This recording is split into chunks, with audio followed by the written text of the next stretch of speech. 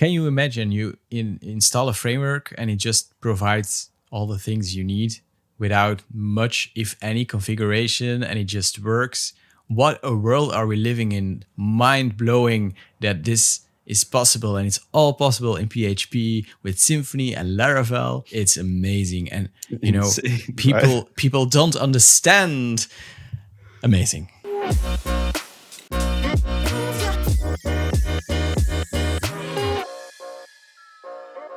It's June 2023, and we're talking about the PHP news of last month. I'm Brent. I'm Roman. And this is PHP Annotated Monthly. Roman, 28 years. That sounds quite a lot, right? Actually, that's the same amount of years that I'm old, basically. Wow.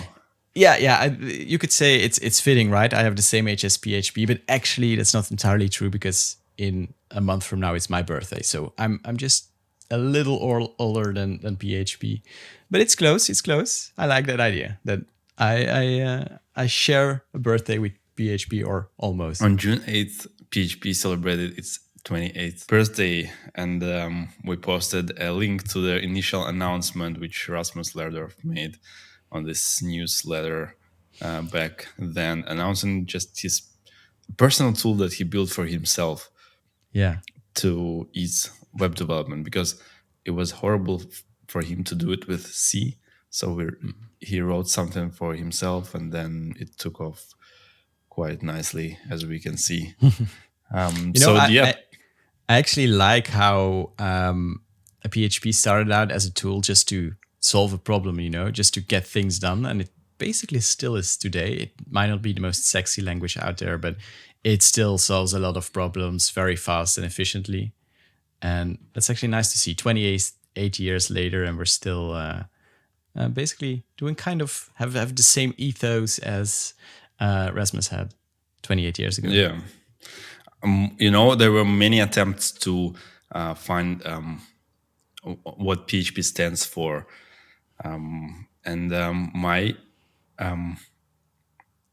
My idea was that it's pragmatic, humble, and I don't know what is the last P should be. So leave your comments what it should be. Pragmatic. So, I like the humble. pragmatic part of it.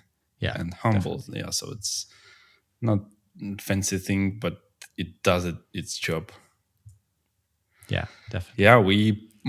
Yeah, do you want to tell about the playlist that you made? Oh yeah.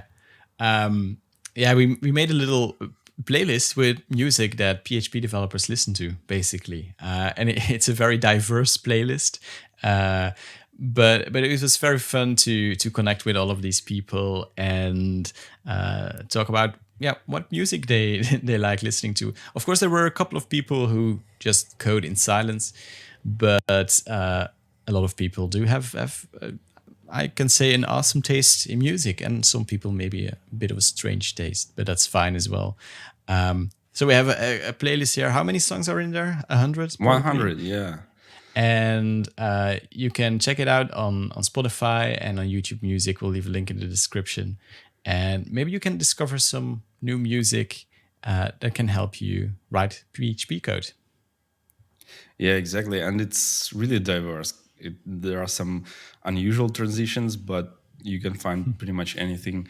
And I really enjoyed listening to this playlist last week. I plan to continue. Nice. Yeah, so it's not only PHP celebrating its birthday, but also WordPress.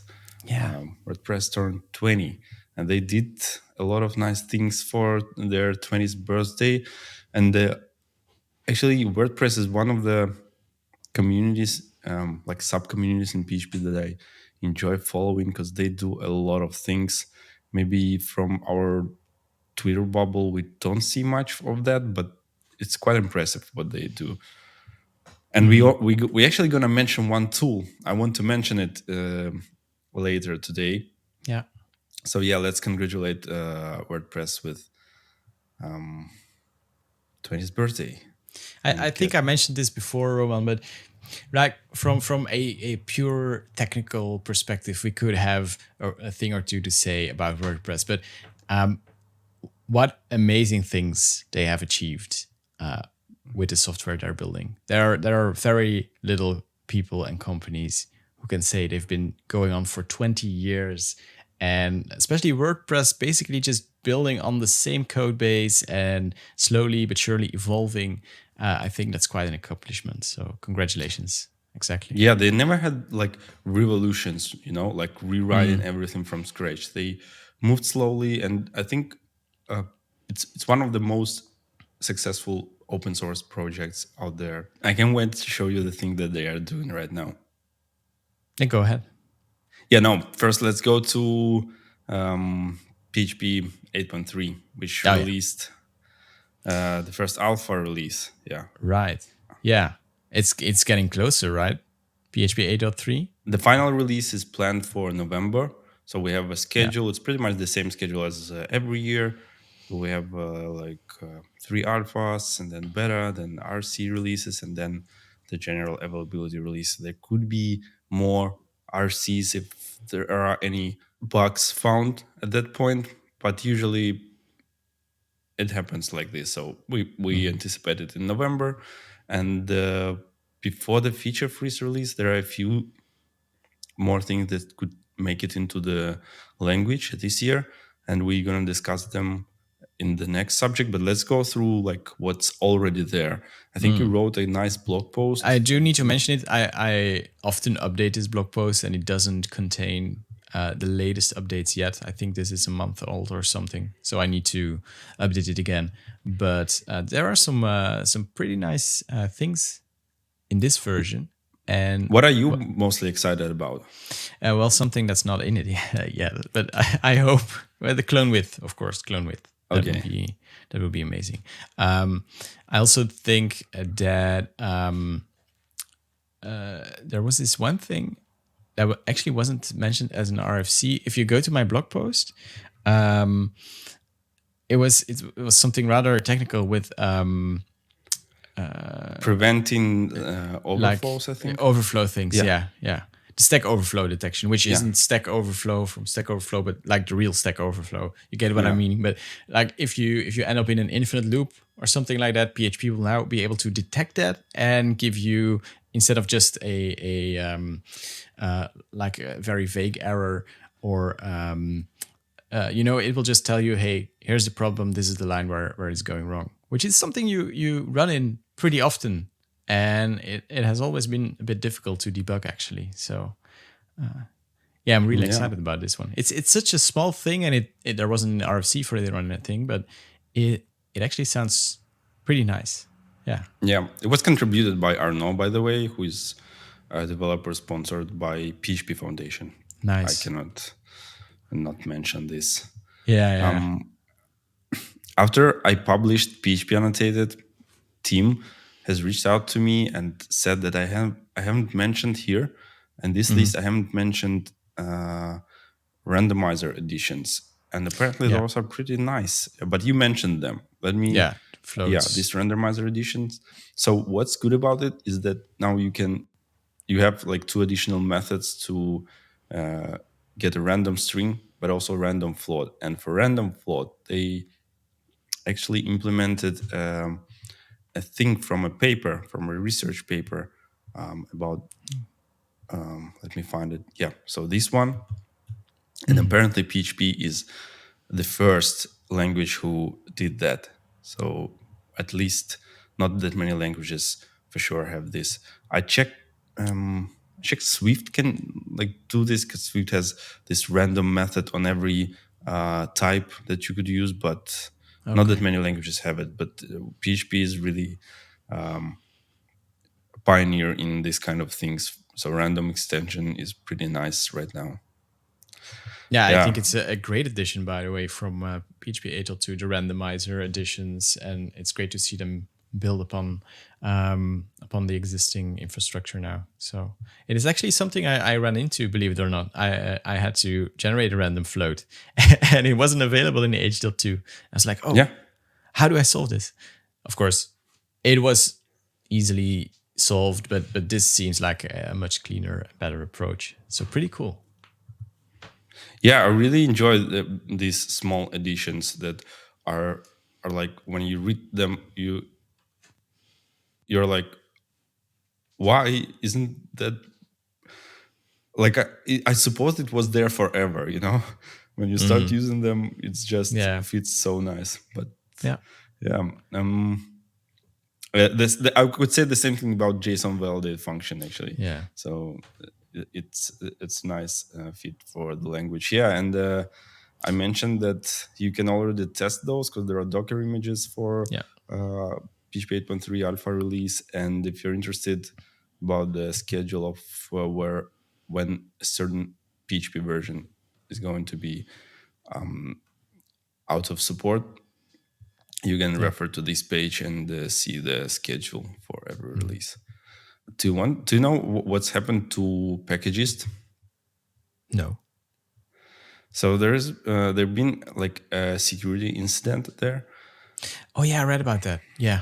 They it was actually quite minor, so they detected it very quickly, and they prevented like editing made all the major dependencies. But and I think it's really nice how they reacted to the whole thing. As what I can remember from it is that it's basically just a leaked password, right? Yes, So it wasn't. correct. There wasn't actually any like security issue in Packagist itself. No, But of course, if accounts get hacked basically and don't have two-factor authentication, it's yeah quite cumbersome. I think we haven't mentioned PhpStorm early access program yet. Yeah. So Go ahead. if you're not familiar, early access program is when we publish a build of sort of a beta build that is not stable and not tested well enough, but it's free to use, and you can install it side by side with your stable PhpStorm version and try new features that are coming in the next release, provide us feedback. I At the actually, early stage, yeah. I mean, you don't really have to worry about stability that much because many of us at PhpStorm we use EAP and nightly builds even, just to try things out. And sometimes indeed you run into some unforeseen issues, but on the other hand, you get to try out the newest features much sooner than you would if you had to wait for the official release. So yeah, I actually like this approach. Yeah, a few things that you can already try is this new refactoring for generics. So if you want to rename some generic class, then you have a real refactoring right now, which is something new. All the other refactorings were about the real code, whereas this one is about like annotations. Yeah, So this is something new in PhpStorm.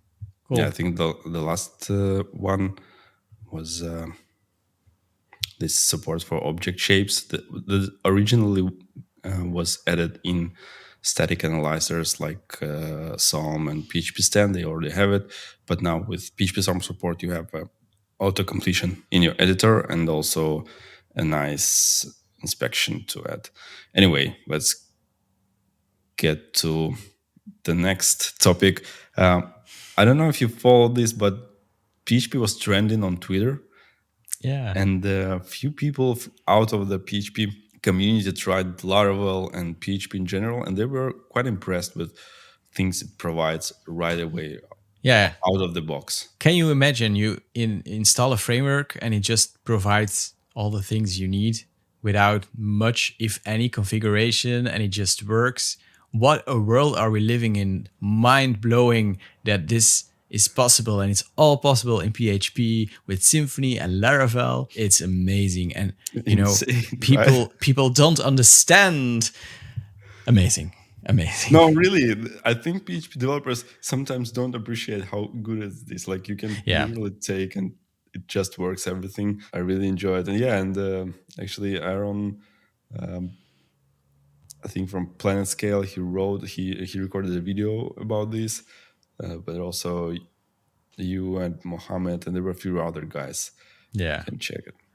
We followed the trend, of course, but it's just nice to see these reaction from people outside of the PHP community, JavaScript developers who have their mind blown by something that we take for granted. So yeah, and the cherry on the cake was, oh yeah, by the way, all of this is free and you can it's open source, you can download it. There are a couple of paid services by Symfony and Laravel, but most of this is just available.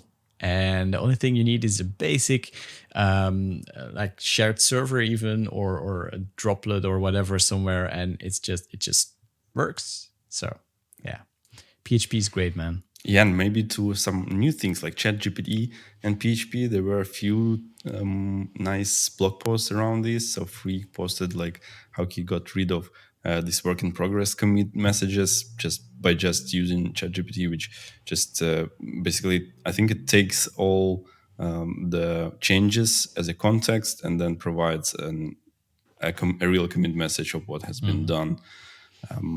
Then Andrew also has a nice YouTube channel about PHP, and he posts some really nice videos, and I really like his short videos about PHP. So if you haven't checked them yet, go check Andrew's Schmelun, I guess. Yeah, and Frederick, he posted as a joke probably RFCs generated by ChatGPT, and it looks really nice. So I believe if you want to like add some feature to PHP, previously you would go to externals website. You will send a message here for discussion. But right now you can probably use ChatGPT to elaborate your idea and describe it in a more concise way, mentioning all the details and also referring to other languages if they already have this feature. That would help convince other internals contributors to see it maybe in pitch at some point. But this, of course, is a joke.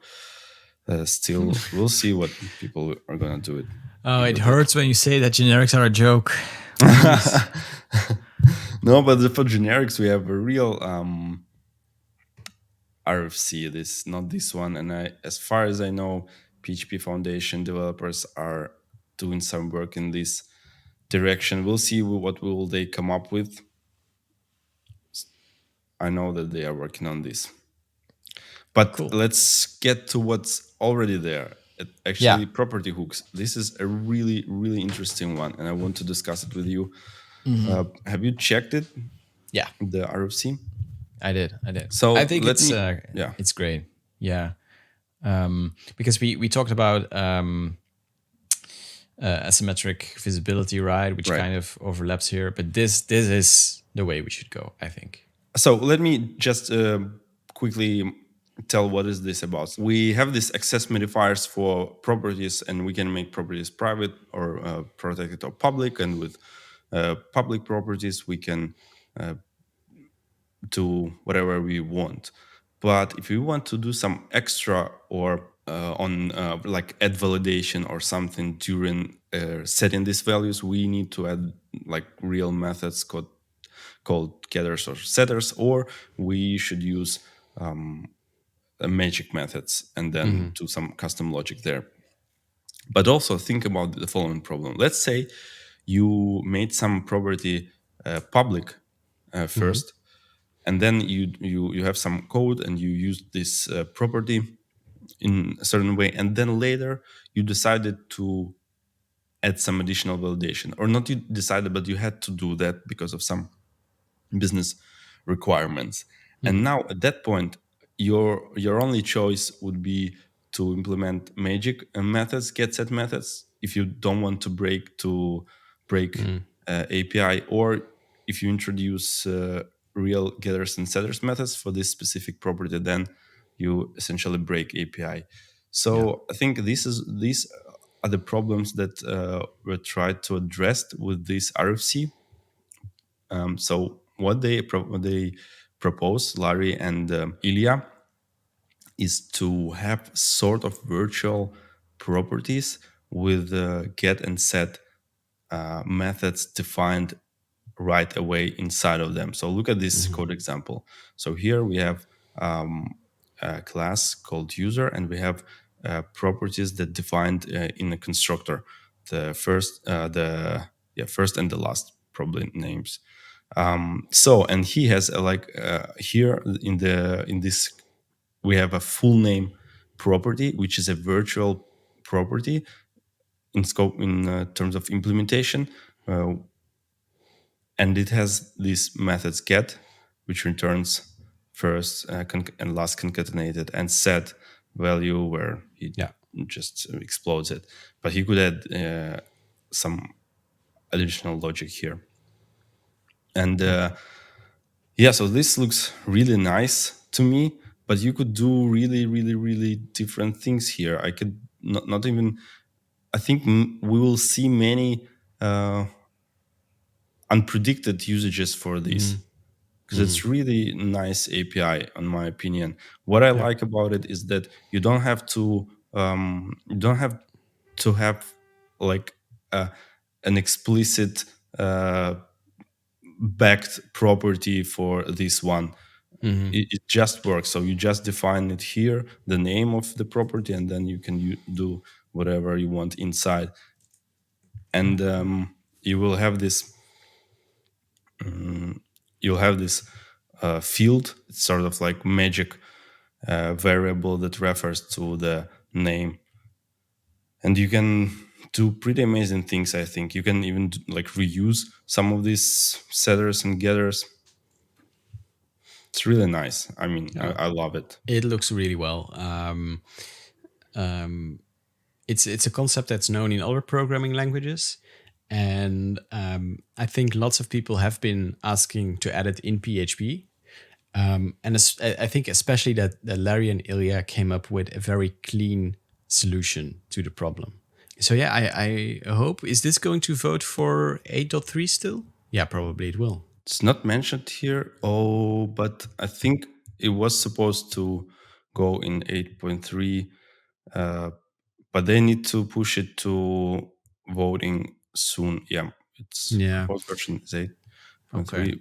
Yeah, because they don't have much time, I think, left That's right. Yeah. before the feature freeze. I hope Yeah. they do, and I hope internals supports this RFC, because there were a few attempts to implement it. There was property accessors RFC by Nikita. I think Yeah. he never even posted it to voting. It was much Yeah. more extensive RFC than this one. It had many additional things like guards, Yeah. initializations, but also, uh, by the way, one thing is that in this specific RFC, it comes with for property, it comes with only get and set methods, but there is a potential to add more methods here if there is a need, like unset or something That's like it. that. Yeah. Yeah, that's pretty cool. Yeah, so really well thought RFC. I hope Yeah. it makes it to the language. Another small RFC is NameOf, basically just a function. Actually, I think at the very beginning it was an operator, but right now it's just a function that returns a name of anything you pass to it, basically. I think that's a good addition, but I would say an operator is much more like the logical choice here, because we also already have instance of. I know it doesn't do exactly the same, but that's not a function. Why would you make this a function? It seems like this implementation introduces a bit of inconsistency, and there is already enough inconsistency in PHP, I would say. But No, I don't know. I wonder why it's not an operator. Interesting. oh well. Okay, so let's get to the tools. And this is what I wanted to talk to you about, the WordPress thing. So let me show you this WP Now. It's a local dev environment developed by the WordPress team. And it's based on WebAssembly. So they run PHP with JavaScript. So they compile PHP interpreter into I'm sorry, JavaScript. but I'm going to let you continue. But there's just something funny about that. They run PHP in JavaScript. There's just we have reached like top level development here. Go ahead. I'm not dismissing the idea. I think it's really great. that was just a bit funny to me. Yes, yeah. So they took so what they do is like they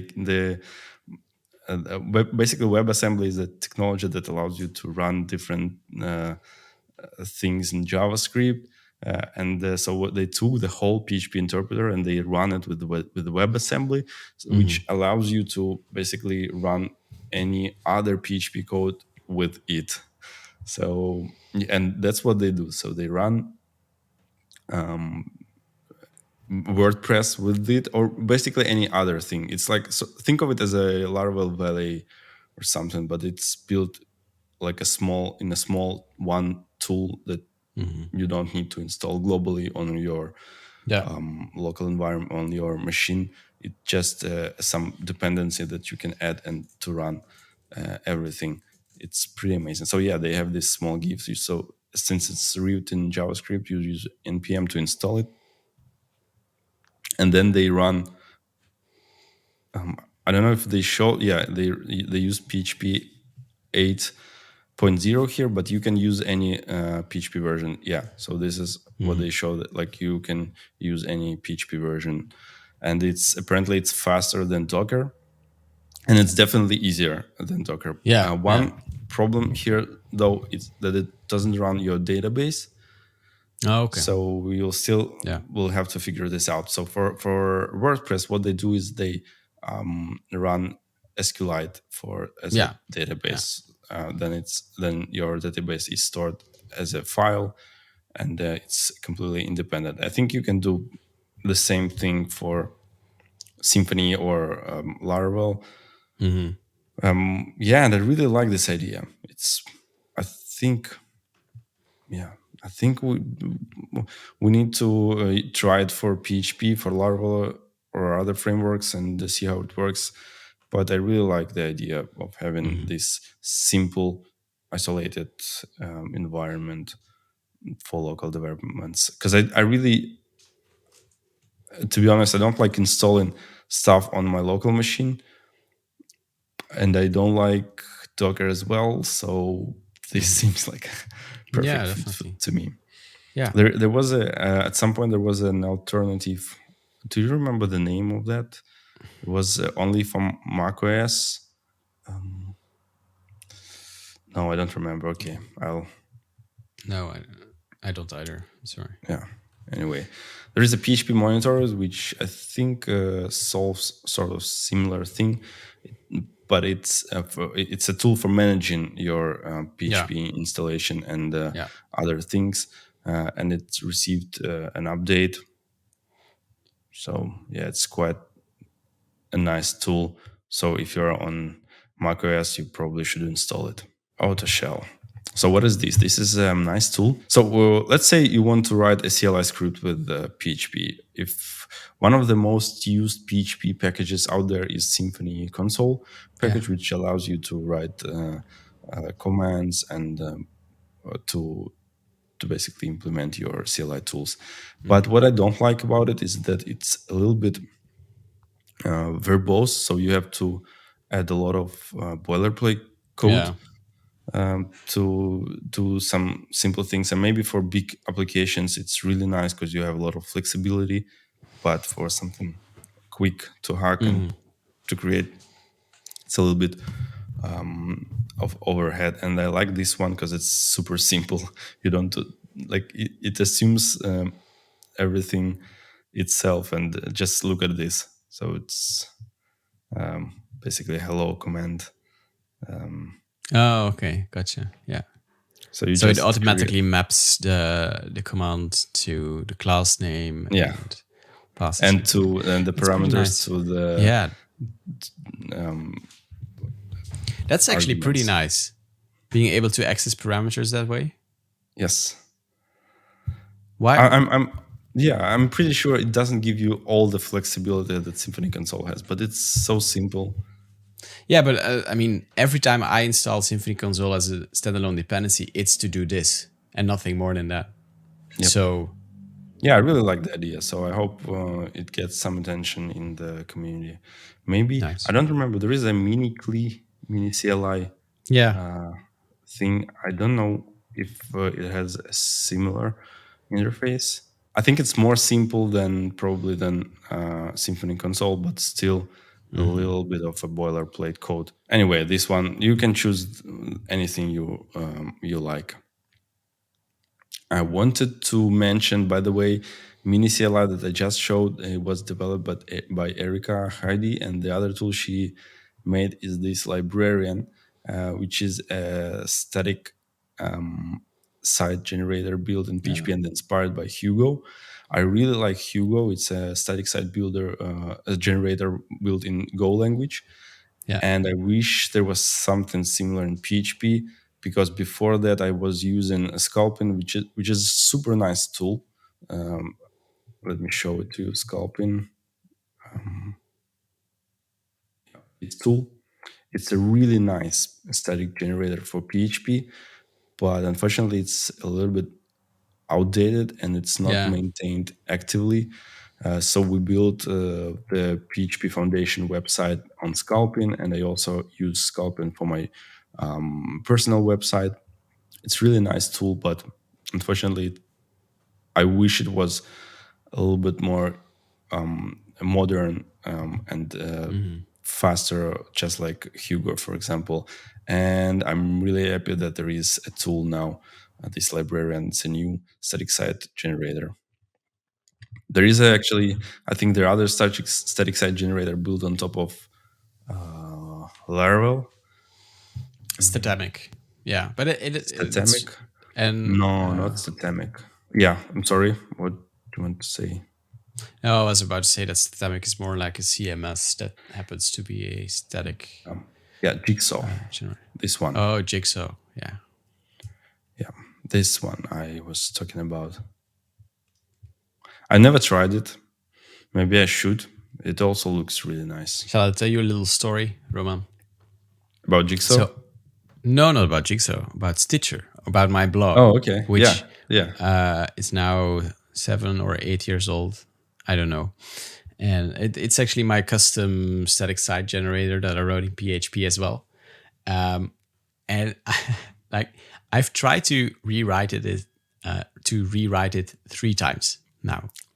And like because it's using Twig and I wanted to use Blade, and it's there's some things with the syntax and plugins that I wanted to rewrite, and I actually completely rewrote it 3 times, and then I had to like convert my blog. And I was like, nah, this isn't worth it. It's still working. I'm just going to keep doing it. And I mean, it still works fine. It's a nice experiment, but I don't want anyone to use my static site generator because I don't want to do any support on that. I'm actually always afraid with every PHP update that something major will break, that I won't be able to fix my blog. But until now, it all worked fine. PHP 8.0 also wasn't that big of an issue. So yeah, it's quite fun. I'm actually inspired again to work on it now, but I probably shouldn't because it's not going to lead anywhere. But now every time you're gonna say something about backwards compatibility in PHP, I'm gonna remind you about your website. I update it. I update it almost like the first month. Within the first month that PHP updates, I update my blog and the static site generator. So I do it, but it's just not the most fun thing to do because it's exactly. Yeah. That's what the argument is. No one wants to do it. But it's entirely my fault because look, there are no tests, there is no CI, there's no static analysis, and it's written in like I said, 7, maybe 6 years ago was the latest version. I wasn't the same programmer back then. Like classes aren't final, classes aren't read-only, and I'm shooting myself in the foot with that. But hey, who am I? You're just repeating like what everyone is encountering with any basically project or application they're building. At some point, it's just you want it to be there, work there on the new versions of PHP that are secure, but not update the code. Actually, I have to tease something that is coming in the next PHP Annotated. This is Okay. this is something I discovered just yesterday. So we didn't make it to the last release. Well, by the way, my process of preparing PHP Annotated is that I read Twitter. I like every thing that I think, every tweet that I think could be interesting to PHP, broader PHP audience, and then I go through all the like tweets and I Yeah. compose the PHP Annotated. So let me find a tweet that I liked. Just this one. So this is a PHP extension that brings backwards compatibility with the older versions. So do you mean, or do you understand what it means? So, for I think example, if so. you if you let's say you have an application that you don't want to you don't want to change the code, but you want to use it with the newer PHP Yeah. versions. So you can install the latest PHP version, like 8.2, and install this extension, and it will just work. I mean, at least this is the promise of the extension. Okay, nice. But I do want to just quickly circle back to our discussion here, because I'm Yeah. totally admitting that I'm the one at fault not being able to smoothly upgrade my own hobby project, because it's missing the infrastructure that every professional project at least should have. Okay. So, but yeah, I know the pain of dealing with backwards compatibility, but I'm going through it, and I don't complain about it, except for now. Okay. No. I understand. But I could have just chosen to not update it. Like, I could have made that decision 5 years ago, Yep. and my blog would still work, but it would be pretty slow compared to what it's doing now, and it would be insecure. So, I don't know. Let's move on. Yeah. So Symfony received a 6.3 release, and it's quite a lot of improvements there. We're not going to go through all of them. So yeah, you can go to this Living on the Edge series, and you can see a lot of updates here. Just many pages of improvements. Yeah. I'm not that much into Symfony to understand everything. So if you're a Symfony guy, please let us know what are your favorite things in this 6.3 release. What I wanted to talk to you about is this small tool that Thomas, the author of Rector, released for Laravel. So in Laravel, you write config files just as arrays, and the problem with that is that you don't have a code completion there. And so you have to go to the documentation or just uncomment something if it's commented. And also you don't have like typing there. It's basically everything is just a string or integer, but you don't know which type is correct one until you like use it or you check the documentation. What he's doing, he wrote a small class with just a Fluent interface for every config option of a certain section. Like, for example, for cache config, you can see the default, stores, and things like that. And then he converts it to array, back to array. So it's very simple. It's nothing much, but it brings so much. I think what it's called developer experience improvement. From what do you think? he actually made this because I wrote a blog post about it, that this Oh, should really? be added in Laravel. Yeah, so I'm Oh, totally for it. Yeah, because it gives more static insights. You don't have to look up the documentation as often. And your files are smaller because all the defaults aren't yeah. listed here. It's a fluent Oh, interface and you nice. choose what you overwrite. So, yeah, it's pretty cool. Yeah.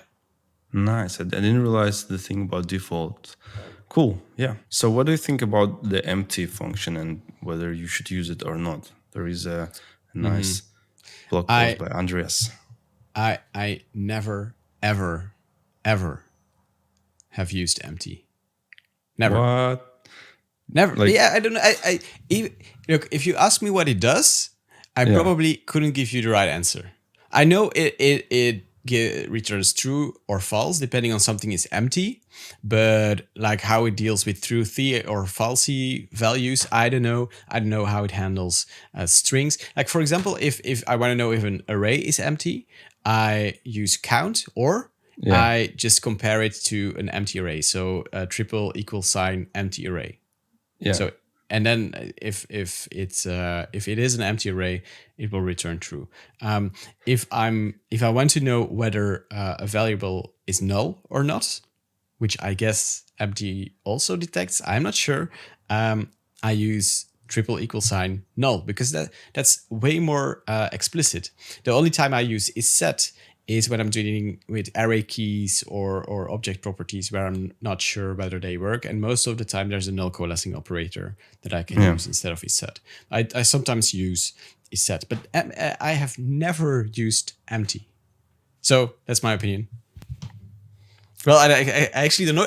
I don't have an opinion about it because I don't know what it does. But I guess, who is this? Andreas? I don't know. Andreas, yes. He probably makes a good point. So, here's my opinion, if I may. So empty, yeah, maybe the problem with empty is that the behavior is really too broad. Like you have to think about all the possible scenarios there. So it's really a bit unreliable. But on the other hand, the what I like about it is that it reduces the a bit of cognitive load. At least it tries, because it's just when I read the code and I see if empty and then some value, I kind of understand what it means. I mean, at least what was the idea of the developer who wrote it? He wanted to know if the value is It's there or empty. not. But So in then, case yeah, you have an integer that's 0, would the empty return true or false? I think true. Let's check. Let's check. Yeah.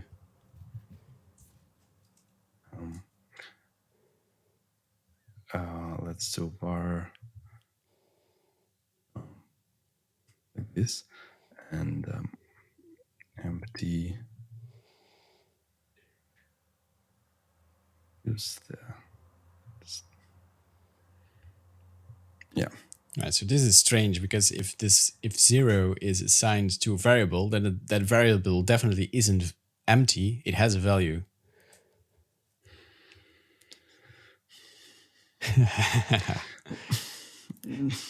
Yeah, I guess. But sorry, I didn't want to hijack your point. Yeah, no. But I mean, it's my my point is still valid. I mean, the intention is more clear, but the outcome is not. Yeah, I So mean, you it know could what have I been a mean? very good intention, the person Yeah. who added it, but it just doesn't really work as expected, Yeah. or at least I not guess. as how I expected.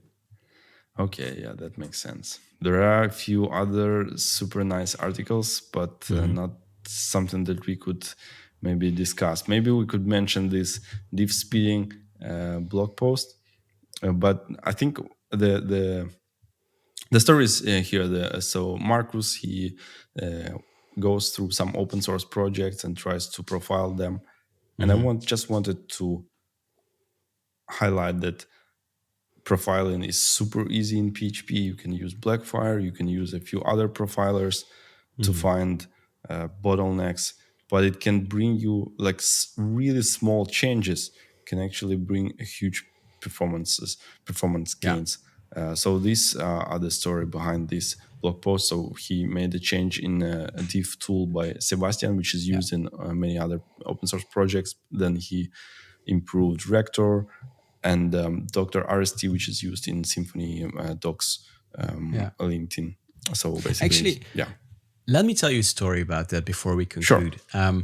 I this week I uploaded my latest video about Livewire, and maybe you can just show it because just the thumbnail is good. But there was basically I was building a kind of procedurally generated map. There it is, like this one, not my face, but like that island that you see there, that's procedurally generated.